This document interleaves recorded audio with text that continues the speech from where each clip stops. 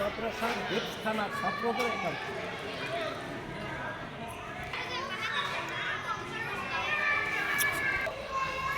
বলেন।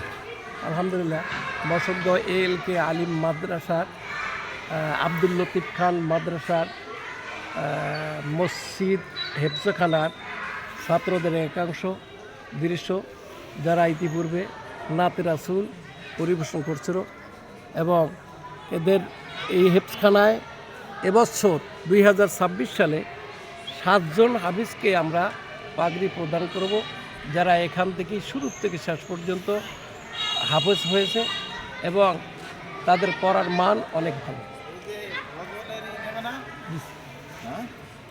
ধন্যবাদ প্রিয় দর্শক, আমরা কিন্তু আজকে মাদ্রাসা থেকে আমরা ছাত্রদেরকে আপনাদের মাঝে পরিচয় করে দিলাম এবং মাদ্রাসা সম্বন্ধে আমরা কিছু জানতে পারলাম এবং আগামীকাল পবিত্র সবারাত উপলক্ষে মাদ্রাসা কবরস্থানের জন্য দোয়ার আয়োজন করা হয়েছে এবং আমরা সকল কবরবাসীর জন্য এবং মাদ্রাসা এবং ছাত্রদের পক্ষে এবং আমাদের হুজুর সবার জন্য দোয়া চাইবেন। সবাই ভালো থাকবেন। আসসালামু আলাইকুম।